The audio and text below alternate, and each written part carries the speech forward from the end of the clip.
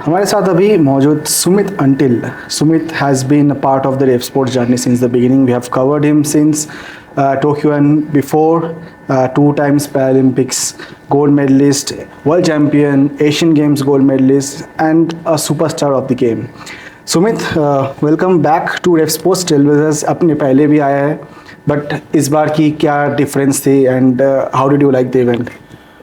देखिए, जब भी रेव स्पोर्ट्स में आते हैं तो एक पॉजिटिव वाइब्स यहाँ से लेके जाते हैं, क्योंकि जिस तरह से यहाँ पे सभी चैंपियंस एक ही रूफ के अंडर, बहुत कम होता है ऐसा कि है ना, सभी चैंपियंस एक ही रूफ के अंडर हम आपस में मिलते हैं और दूसरे लोगों से ही मिलते हैं और अपने विचार साझा करते हैं स्पोर्ट्स पे और स्पोर्ट्स से जुड़ी दुनिया पे। तो काफ़ी अच्छा लगता है यहाँ पे हर साल आके। कुछ दिन पहले ही इंडिया में न्यू दिल्ली में ग्रैंड प्री हुआ था, उसके पहले पिछले साल वर्ल्ड चैम्पियनशिप अपने होस्ट किया है, नया मोंडो ट्रैक लगा है। तो ओवरऑल इंफ्रास्ट्रक्चरली अब देखेंगे तो इंडिया में पैरा स्पोर्ट में स्पेशली बहुत ही डेवलपमेंट हुआ है पिछले कुछ सालों में। आपका क्या राय है? बिल्कुल, देखिए, जब मैंने गेम स्टार्ट किया था और आज को कंपेयर करें तो एक तरह से दिन रात का फ़र्क है लोगों की अवेयरनेस में, पैरा स्पोर्ट्स को लेके सोच में और एथलीट्स की परफॉर्मेंस में, और जिस तरह से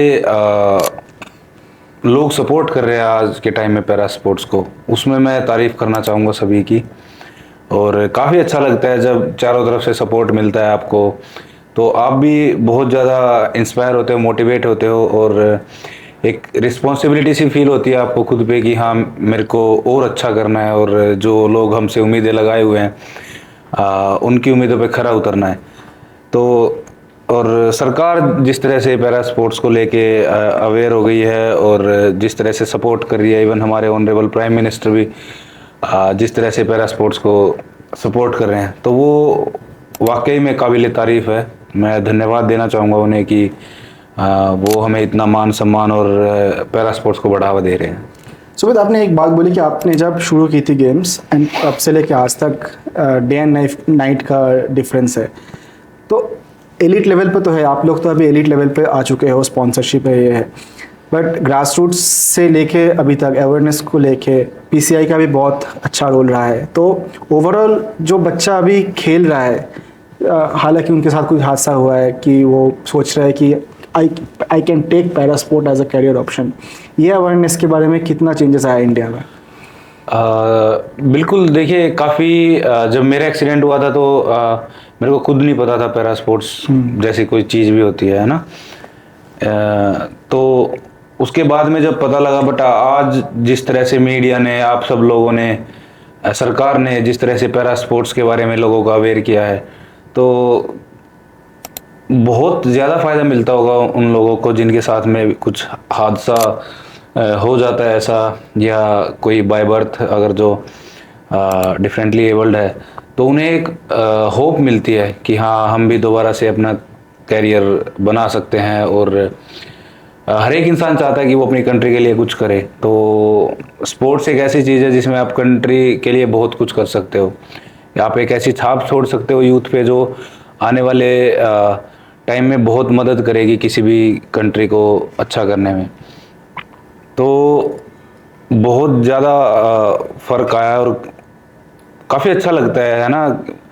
बट थोड़ा थोड़ा जब ये है कि बिल्कुल जो ग्रास रूट, बिल्कुल ही जो नए एथलीट्स हैं, उनको थोड़ा समझने की ज़रूरत है कि उन्हें किस तरह अच्छा करना है, कोई शॉर्टकट नहीं अपनाना है और अपने मेहनत पे ज़्यादा भरोसा रखना है। तो अभी ये क्लासिफिकेशन जो है पैरा स्पोर्ट में, ये काफ़ी लोगों को पता नहीं होता। अभी इंडिया में क्लासिफिकेशन भी हो रहा है बहुत अच्छी तरीके से। तो ओवरऑल इसमें पीसीआई का रोल भी अगर आप बताएं कि हम लोग हमेशा कोई भी फेडरेशन हो बहुत ही क्रिटिसाइज़ करते हैं, बट पीसीआई शायद एक ऐसा बॉडी है जो काफ़ी ग्रास रूट से काम कर रहा है। बिल्कुल, देखिए, पैरालंपिक कमेटी ऑफ इंडिया शुरू से ही मेजरली फोकस उनका ग्रास रूट लेवल पे रहा है। जब हम ग्रास रूट लेवल पे थे तो पीसीआई बहुत ज़्यादा सपोर्ट करती थी। अब भी उनका फोकस वही है कि नए चैंपियंस कैसे प्रोड्यूस किया जाए, और ये बहुत, आई थिंक, एक बहुत अच्छी बात है कि एलाइट एथलीट्स को साथ में रखते हुए भी आप ग्रास रूट लेवल पे ध्यान दे सकते हो। क्योंकि एलाइट एथलीट के पास में तो बहुत सारी चीज़ें होती है, स्पॉन्सर्स होते हैं, वही। गवर्नमेंट बहुत ज़्यादा उनका वो रखती है, बट जो ग्रास रूट लेवल पे होते हैं उनके पास में आई थिंक एक पीसीआई है जो उनकी मदद कर सकती है। और हाँ, क्लासिफिकेशन वगैरह एक बहुत ही वैसा सेंसिटिव मैटर है, क्योंकि हर एक एथलीट की कैटेगरी कैसे डिसाइड होगी वो क्लासीफायर ही बता सकता है। वही। तो आई थिंक उस पे थोड़ा पीसीआई को ये है कि अभी और क्लासीफायर्स जैसे कोर्स करवा के बढ़ाए जाएं तो आई थिंक वो काफ़ी फ़ायदेमंद रहेगा आने वाले फ्यूचर के लिए। एंड ये क्लासिफिकेशन की अगर बात करें तो काफ़ी बार ऐसा होता है कि पैरालंपिक जो प्रोग्राम होता है उनमें से किसी कोई क्लासिफिकेशन बाद चला जाता है। अभी योगेश का एले के लिए, नवदीप का, तो ये इशू रहता है। तो ये मेंटल हेल्थ वेलबींग में भी एथलीट्स को काफ़ी तरीके से हर्ट करता है शायद, कि हम एक स्पोर्ट खेलते आए हुए शायद हमें बदलना होगा कि डिस्कस से शायद उसी क्लासिफिकेशन में जैवलिन खेलना होगा। तो ये आपको क्या लगता है? आई थिंक आप गेम चेंज की बात कर रहे हैं कि कुछ गेम्स आते नहीं है ना। हाँ। वो डिपेंड करता है होस्ट कंट्री पे। होस्ट कंट्री के पास में कुछ राइट्स होते हैं। ये तो नहीं पता कि कितने इवेंट्स हटा सकते हैं और कितने लेके आ सकते नहीं, हैं। मतलब ये एथलीट्स की मेंटल वेलबींग पे हाँ, भी थोड़ा फॉर श्योर की मेंटल वेलबींग पे बहुत ज़्यादा असर डालता है, क्योंकि अभी जैसे कल को कोई मेरे को बोल दे कि जेवलिन छोड़ के और कोई गेम कर लो, तो शायद मैं ना कर पाऊँ, है ना। क्योंकि अभी हम उस लेवल पे आ गए हैं स्पोर्ट्स में कि आगे जितना जाना मुश्किल है उतना ही, उससे ज़्यादा मुश्किल आई थिंक पीछे जाना होगा ना। तो फॉर श्योर काफ़ी मुश्किल रहा होगा। जैसे नवदीप की कैटेगरी आउट हो गई है, योगेश की कैटेगरी आउट हो गई है। आई थिंक योगेश जल्दी कोप अप कर पाएगा अगर जो हम इंडिविजुअली बात करें, क्योंकि उसने पहले भी जावलिन थ्रो कर रखा है, शॉर्ट पुट कर रखा है, और नवदीप भी अभी तैयारी कर रहा है। बट हाँ, ये फॉर श्योर थोड़ा हर्ट होता होगा उन्हें, है ना।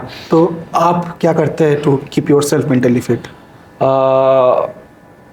अभी तक तो ऐसा कोई पड़ाव आया नहीं है मेरी जिंदगी में, मतलब ना। बट हाँ, challenges बट भी और सारे बहुत सारे चैलेंजेस होते हैं। उसको कोशिश करते हैं कि अपनी टीम से बात करें, अपने दोस्तों से जो आपके वेल विशर्स हैं उनसे बात करें कि हाँ, बाई चांस आजकल क्या है, कोई बताता नहीं है ना अपने, बाई चांस कोई कुछ चीज़ फील भी कर रहा है तो वो बताता नहीं अपनी फैमिली को।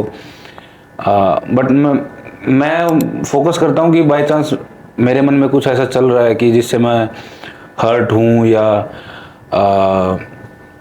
जो चीज़ मेरे को डिस्टर्ब कर रही है मेरे वर्क से, तो मैं ओपनली बोल देता हूँ अपनी टीम को, या जिस भी पर्सन से वो चीज़ आ रही है तो मैं बोल देता हूँ ओपनली। तो वो कई बार ऐसा होता है कि हम ओवर थिंक करके और फिर बहुत ज़्यादा गलत स्टेप उठा लेते हैं, या बट कोशिश करो कि आप अपनी टीम से बात करो, आपके जो वेल विशर्स हैं उनसे बात करो, अपनी फैमिली, अपने पेरेंट्स से बात करो। वो आई थिंक जिस तरह से आपको गाइड करेंगे दुनिया में कोई भी नहीं कर सकता। तो आपकी एक नॉर्मल लाइफ, नॉर्मल डे के बारे में बताइए, क्या करते हैं आप जब आप नहीं खेल रहे होते हो? स्पोर्ट्स से अलग, स्पोर्ट्स से ऐसे तो बहुत कम दिन होते हैं। हम आपको स्पोर्ट्स फील्ड ही देखते हैं, बैक स्टेज सुमित अंटिल कैसा है? बैक स्टेज सुमित अंतिल ऐसा ही है जैसा ऑन फील्ड है, क्योंकि मेरे को खेलना बहुत पसंद है शुरू से ही, है ना। मेरे को अभी भी याद है जब मैं छोटा सा था तो घर वाले ज़बरदस्ती मेरे को स्कूल में छोड़ के आते थे, और जितनी जल्दी वो घर आते थे उतनी जल्दी मैं छोड़ के आ जाता था। तो वो है कि बाई चांस मैं अपना गेम नहीं कर रहा हूँ तो मैं बैडमिंटन खेल रहा हूँ कहीं पे, बैडमिंटन नहीं खेल रहा हूँ तो कहीं पे वॉलीबॉल, बास्केटबॉल खेल रहा हूँ, बट फॉर श्योर मैं खेल ही रहा हूँ। या फिर घर पे अपना आराम से फैमिली के साथ में टाइम स्पेंड करो, या फ्रेंड्स के साथ में घूमना अभी थोड़ा थोड़ा पसंद आने लगा। पहले मेरे को घूमना भी पसंद नहीं था बट अभी थोड़ा थोड़ा। छुट्टी मनाने जाते हो, मैं कॉल करते हो कभी कभी तो बोलते हो कि भाई बाहर हो, घूमते हो। हाँ, नहीं वो घूमना अलग है, बट एक होता है ना वैकेशंस। हाँ। तो वो पहले पसंद नहीं था, अब थोड़ा थोड़ा ये है कि हाँ ये चीज़ भी ज़रूरी है, तो चलता रहता है साथ साथ। बट मोस्टली एक एथलीट की लाइफ है ना बहुत बोरिंग होती है। सभी को लगता है हाँ बहुत अच्छी लाइफ है, बट वही सुबह 5 बजे उठो, वही रात को 9 साढ़े 9 बजे सो जाओ, वही सुबह शाम वही वर्कआउट, हर दूसरे दिन सेम वर्कआउट। तो वो बहुत ही एक डिसिप्लिन तरीके से बोरिंग लाइफ जीनी पड़ती है हमें। शुरू बचपन से ही आप जैवलिन तो शायद नहीं सोचे थे, क्या कौन सा स्पोर्ट खेलते थे ज़्यादा सबसे? मैं रेसलिंग करता था शुरू में ना, तो पता है। एक्सीडेंट से पहले। बट कबड्डी भी ठीक ठाक खेल लेता था मैं, मतलब मल्टी स्पोर्ट्स, क्योंकि स्कूल में होते हैं ना मल्टी स्पोर्ट्स, तो मल्टी स्पोर्ट्स ही खेलते थे बस, मोस्टली कबड्डी, वॉलीबॉल और कुश्ती। कुश्ती तो चलो प्रोफेशनल वे हो गया बिल्कुल। तो नहीं मतलब बचपन में जो दोस्तों के साथ खेलना वो क्या पसंद था?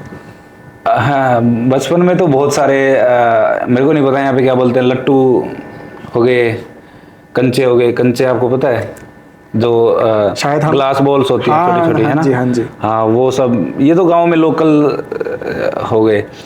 और बहुत ऐसे ही बहुत सारे स्पोर्ट्स हैं गांव में जो छोटे छोटे बच्चे खेलते हैं। तो अब तो नहीं खेलते, पहले जब अभी गांव में माहौल कैसा है? अभी तो आप स्टार हो, सब कोई जानता है। अभी अब हमें हमारे इवेंट में ही कितने सारे लोगों ने घेर के रखा था, पिक्चर, ऑटोग्राफ। तो अभी जब गांव जाते हो तो क्या होता है? फ्रैंकली स्पीकिंग मैं गांव में ही रहता हूँ, तो ऐसा, क्योंकि आप जब भी किसी से डेली मिलते हैं ना तो इतना वो नहीं होता है ना। तो गांव बहुत अच्छा है मेरा फॉर श्योर, कि वो रिस्पेक्ट करते हैं कि उसके पर्सनल। क्या क्या चेंजेस लाए हो आप सुमित अंटिल बन के? सबसे बड़ा चेंजेस तो देखो ये है कि अभी अवेयरनेस बहुत बड़ी है गांव में। अभी पेरेंट्स चाहते हैं कि उनका बच्चा स्पोर्ट्स में निकले, और अभी हरियाणा गवर्नमेंट की तरफ से 21 करोड़ का इंडोर स्टेडियम भी हमारे गांव में बन रहा है। तो एक वो लगता है कि हाँ, हमारी वजह से चलो गांव का भला हुआ है, गांव के बच्चे एक सही दिशा में हैं और मोटिवेट होते हैं ना। जैसे हम भी योगेश्वर दत्त भाई साहब को, सुशील कुमार जी को, इनको देख के हुआ था मोटिवेट कि हाँ भाई मेरे को भी ओलंपिक में मेडल लाना है। तो जब भी कोई छोटा, जैसे हम बाई चांस मैं कार में जाता हूँ तो बच्चे हाय करते हैं दूर से ना, तो वो फॉर श्योर मोटिवेट होते होंगे कि हाँ हम भी एक दिन ऐसे मेडल लेके आएंगे और अपने गांव का और समाज का और देश का नाम रोशन करेंगे। जैसे मैं छोटा था तो सीमा अंतिल जो हमारे गांव से हैं, मेरी बड़ी बहन है वो, तो जब 2010 में उनका कॉमनवेल्थ गेम्स में मेडल आया था जो दिल्ली में होते, तो हमारे गांव में पूरा वो हुआ था कि हाँ हमारी लड़की का मेडल। तो उससे मोटिवेट होते हैं कि हाँ हम भी एक दिन ऐसे लेके आएंगे मेडल। आप किसको देख के इंस्पायर होते जैवलिन के लिए? जैवलिन के लिए तो देखो जैसे बहुत सारी इंस्पिरेशन आप किसी को भी ले सकते हो, बट आइडल मेरे शुरू से ही, जैसे मैं बताता आया हूँ कि एक, जैसे मैंने शुरू में ही जिनका नाम सुना था वो विपिन कसाना जी थे, जो फिलहाल करंट में मेरे कोच हैं। तो अच्छा लगता है जब आप किसी को आइडल मानते हो और वही आपको कोचिंग दे रहे हो। तो नीरज भाई हैं, राजेंद्र भाई साहब हैं, और भी बहुत सारे, शिवपाल भाई हैं, अभी सचिन यादव भी काफ़ी अच्छा कर रहा है, और भी बहुत सारे एथलीट हैं जिनसे आप सीख सकते हो। मेरा मानना ये है कि सीखने की कोई भी वो नहीं होती, आप एक छोटे बच्चे से भी सीख सकते हो। क्योंकि अभी किस तरह से जीवन जिया जाता है मैंने अपने लड़के से सीखा है ना। 2 साल का है, उसको किसी भी चीज़ की टेंशन नहीं है, उसको अपना खाओ पियो मस्त रहो। तो जीवन कैसे जिया जाता है उससे सीख रहे हैं। तो आप किसी से भी सीख सकते हो, छोटा है बड़ा है, बड़ा एथलीट है छोटा एथलीट है, वो डिपेंड नहीं करता। ये जो आपका जो अभी एक बार सेट कर चुके हैं, अभी हमने पैनल में भी ये डिस्कस किया है कि ये गोल्ड मेडल के बाद गोल्ड मेडल, आपने नीरज भाई से ये क्वेश्चन पूछा कि जब जिस दिन वो मेडल नहीं आएगा उस दिन कैसे डील करेंगे? आप इनके बारे में सोचते हो? ये मेंटल प्रेशर डालता है? बिल्कुल, देखिए मेरा सबसे बड़ी दिक्कत ही, मैं दूसरे के शू में अपना पैर बहुत जल्दी सोच लेता हूँ, है ना।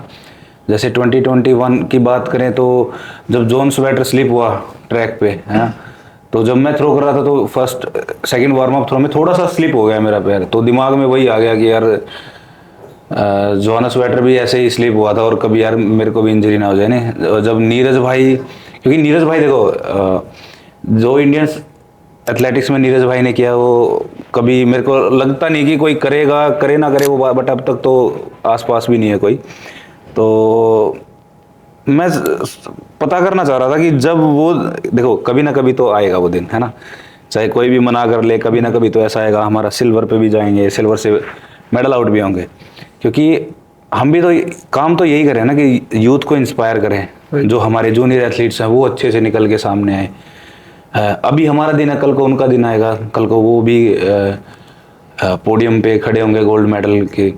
तो बट मैं चाहता हूँ कि मेरा रिकॉर्ड जो है वो इंडियन ही तोड़े, मतलब एक मन में है। बट जब नीरज भाई पोडियम आउट हुए तो मेरे मन में ये है कि कभी यार मेरे साथ में ऐसा होगा तो मैं क्या फील करूँगा। तो मतलब वो तो चलो बहुत लीजेंड आदमी है, बट आप भी- मैं कैसे बियर करूंगा नहीं उस चीज़ को, कि आदत होगी एक चीज़ को कि बार बार बार बार। इवन मेरे को तो वो रहेगी, गोल्ड से जब सिल्वर पे आएंगे तब कैसा फील होगा, बट टाइम सिखा देगा उस चीज़ को भी, है ना। जब आप पहले से ही एक चीज़ को प्रिपेयर, जब कोई नया एथलीट दिखेगा कि हाँ ये मेरे को बीट करेगा और कर सकता है, तो पहले से आई थिंक माइंड प्रिपेयर हो जाएगा कि हाँ अभी नीरज भाई का आंसर से मिला वो आंसर? कुछ कुछ मिला, हाँ कुछ कुछ मैं पूछ लूँगा उनसे बाद में।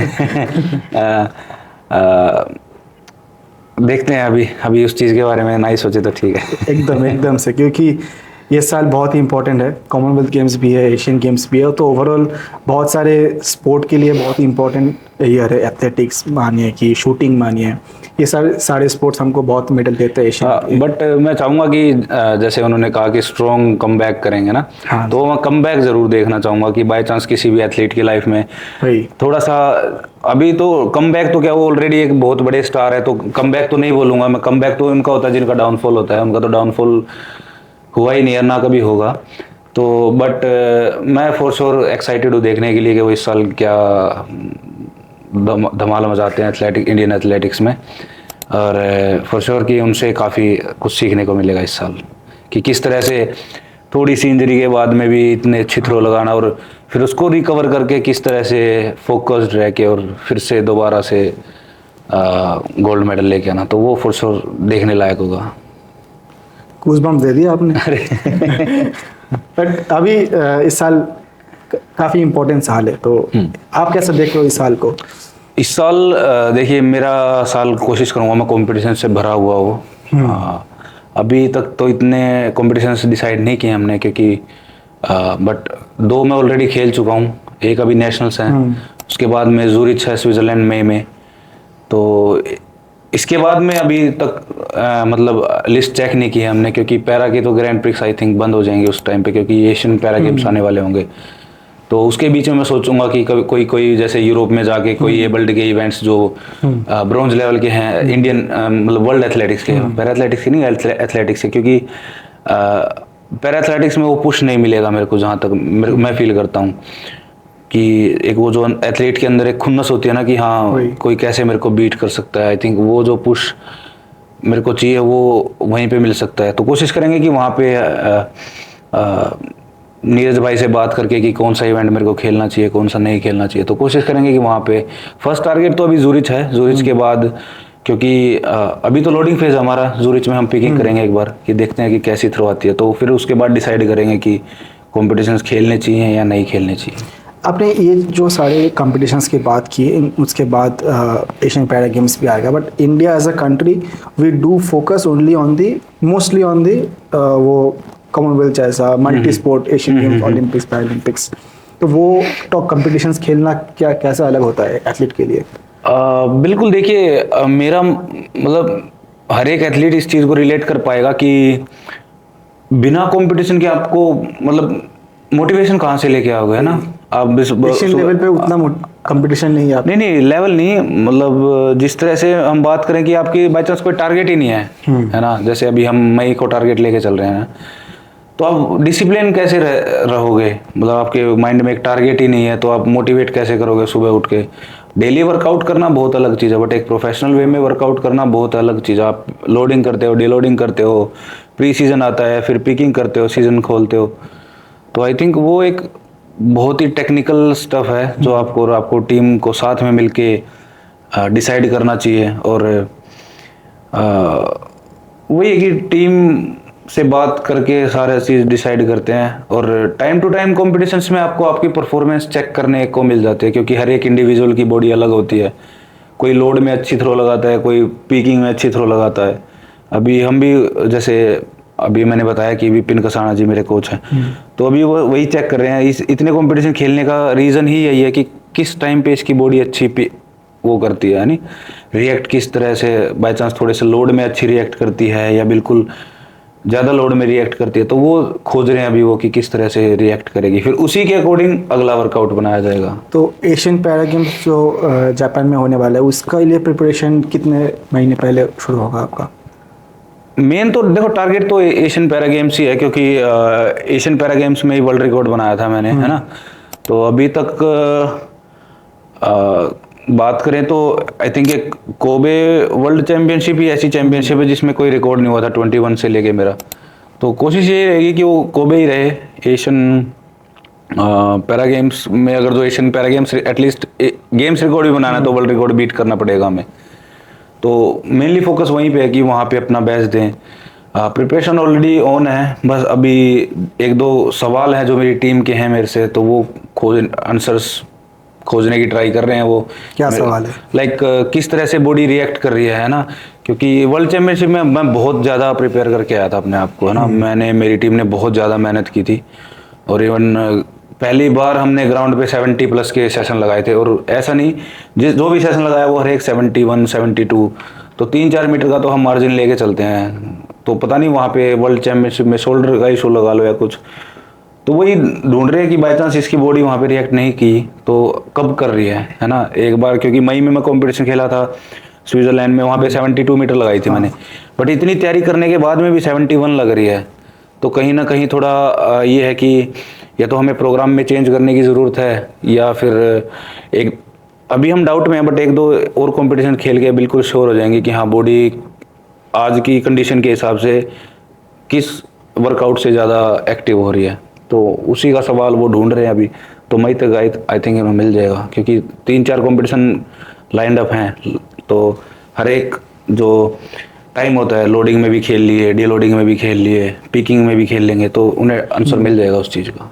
आखिरी का कुछ सवाल, अभी आपने तो शायद जो पॉसिबल चैम्पियनशिप्स है सब में जीत लिए हो, तो what is that one thing जिसके लिए अभी आप बहुत ज़्यादा मोटिवेटेड हो? वो 75 मीटर मार्क या कुछ और? देखिए बहुत सारी चीज़ें हैं। फर्स्ट 75 मीटर मार्क को बीट करना है मेरे को, और कोशिश करेंगे कि LA 2028 में गोल्ड लेके 3 कॉन्सेक्यूटिव गोल्ड, जो वो भी एक बहुत बड़ी एक एग्जैक्टली फीट होगी। और क्योंकि आप स्टैंडर्ड सेट कर रहे हो ना, जैसे नीरज भाई ने एक इंडियन एथलेटिक्स का स्टैंडर्ड सेट कर दिया है, तो अवनी है, मैं हूँ, और भी बहुत सारे ऑलरेडी हमारे लीजेंड देवेंद्र झांझड़िया भाई साहब हैं, उनके 3 मेडल हैं। तो आप एक स्टैंडर्ड सेट कर लोगे जिससे एथलीट्स थोड़ी सी सक्सेस पाने के बाद में डिस्टर्ब कम होंगे, है ना। मोस्टली मैंने बहुत सारे एथलीट्स, जो बहुत ज़्यादा टैलेंटेड एथलीट्स को देखा है कि थोड़ा सक्सेस होने के बाद में वो फोकस लूज कर देते हैं। तो आप एक ऐसा स्टैंडर्ड सेट कर दो कि आप 1-2 मेडल को कोई एथलीट कुछ माने ही ना। तो आई थिंक वो एक बहुत मेजर चीज़ रहेगी कि हाँ आने वाले एथलीट्स को काफ़ी फ़ायदा मिलेगा फोकस्ड रहने में उस चीज़ से। आपने ये जो बात बोली, अभी वही उसी तरफ हम जा रहे हैं कि 111 मेडल्स हांगझाओ में, 29 पेरिस में, उसको बीट करने का अभी से बात चल रहा है। आपको लगता है कि वो पॉसिबल है? For sure. जिस तरह से हमारे जूनियर एथलीट्स मेहनत कर रहे हैं, फॉर श्योर वो तो हो जाएगा, नो डाउट। बट कितने से होगा वो मैं नहीं कह सकता, क्योंकि वो फेडरेशन का काम है स्टेटमेंट देना। क्योंकि मेरी नॉलेज में बहुत लिमिटेड एथलीट्स हैं, है ना, उनकी नॉलेज में सारे एथलीट्स हैं, तो आई थिंक वो ज़्यादा। बट हाँ, जिस तरह से हम एथलीट्स की मेहनत देख रहे हैं, और जिस तरह से वो दिन रात एक प्रोफेशनल बिहेवियर उनके स्पोर्ट्स में आ गया है ना, तो वो देख के काफ़ी अच्छा लगता है कि हाँ अब पैरा स्पोर्ट्स के जो एथलीट्स हैं वो इतने ज़्यादा मेहनत कर रहे हैं, और आने वाले टाइम में बहुत फ़ायदा मिलेगा इस चीज़ का। LA 2028 की बात करें, या 32 या 36 जो इंडिया में होपफुली इंडिया में हो, तो उसमें बहुत ज़्यादा एक बड़े मेडल टैली की उम्मीदें लेके चल रहे हैं हम।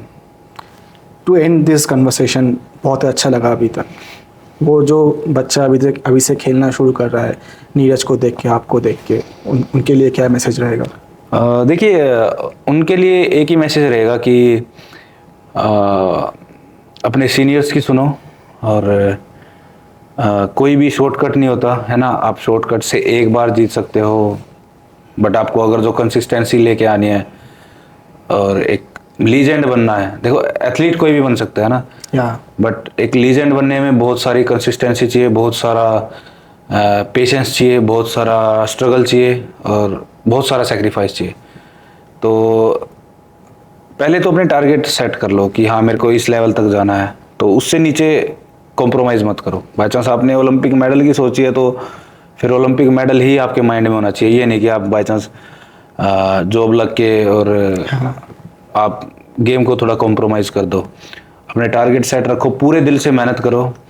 और अगर जो मेहनत कभी वेस्ट नहीं जाती, मैं अपनी जर्नी से, जितने भी हमारे और दूसरे एथलीट्स हैं उनकी जर्नी से लिख के दे सकता हूँ, मेहनत कभी भी वेस्ट नहीं जाएगी आपकी। आपकी किसी भी फील्ड में हो, स्पोर्ट्स में हो, या आप सच्चे मन से मेहनत करो और एक ना एक दिन फॉर श्योर आप ज़रूर कामयाब हो जाओगे। आपने नीरज भाई को 2-3 बार लेजेंड बोला, आप खुद को लेजेंड मानते हो? अभी डाउटफुल हूँ मैं, क्योंकि अभी देखो आदमी हर एक से झूठ बोल सकता है ना, खुद से नहीं बोल सकता।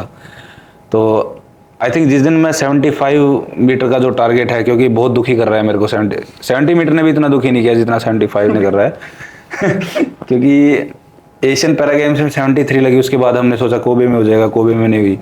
फिर पैरालंपिक्स में सोचा पैरालंपिक्स में हो जाएगा, नहीं हुई। 25 में बहुत तैयार थे हम उस मार्क को अचीव करने का, वो तब भी नहीं हुई। तो आई थिंक वो 75 मीटर अचीव करने के बाद में मैं सोच लूँगा कि हाँ थोड़ा अच्छा किया है। लीजेंड तो देखो वो तो अभी मतलब दूसरे ही बता सकते हैं ना, नीरज भाई खुद को कभी नहीं बोलते कि मैं लीजेंड हो गया। बट फॉर श्योर कोशिश करेंगे कि जितना इस बेंच मार्क को ऊपर लेके जा सके। तो उससे बहुत एक इंडिया की जो इमेज है ना वो काफ़ी इम्प्रूव होती है ना। किसी भी जैसे मेरे को अभी भी याद है कि 2023 एशियन गेम्स में जब मैंने वर्ल्ड रिकॉर्ड ब्रेक किया था 73.29 का, तो मैं डोपिंग एरिया होता है ना, डोपिंग एरिया में बैठा था, डोप टेस्ट हो रहा था मेरा। तो वहाँ पे बात चल रही थी मतलब दूसरे एथलीट्स की कि किसी इंडियन एथलीट ने 73 मीटर जॉइन किया ना, तो उन्हें पता नहीं है सुमित कौन है ना, उनके माइंड में बस ये है कि इंडियन एथलीट। तो देश जब जुड़ता है ना किसी, तो काफ़ी प्राउड फील होता है कि हाँ कि बाय चांस मैंने या किसी भी एथलीट ने 46 कैटेगरी के 44 सबसे डोमिनेंट कैटेगरी हैं जो 75 मीटर को टारगेट कर सकती हैं, तो इनमें से किसी भी कैटेगरी ने बाय चांस 75 मीटर बीट किया, तो ये होगा ना कि किसी भी इंडियन एथलीट ने 75 मीटर जो first time in the history हुआ है, तो वो अगर जो तो वो एक काफ़ी अच्छा लगेगा हमें कि हाँ कि उसमें देश का नाम साथ में जुड़ा है। तो वो एक वो होता है एक थोड़ा लेजेंड स्टफ। तो आप हमारे लिए वैसे भी लेजेंड हो, बट हम जानते हैं वो दिन भी आएगा एंड हम फिर से एक और पॉडकास्ट करेंगे। बिल्कुल बिल्कुल। Thank you so much Sumit भाई। थैंक यू सो मच भाई। Always pleasure talking to you. Thank you भाई।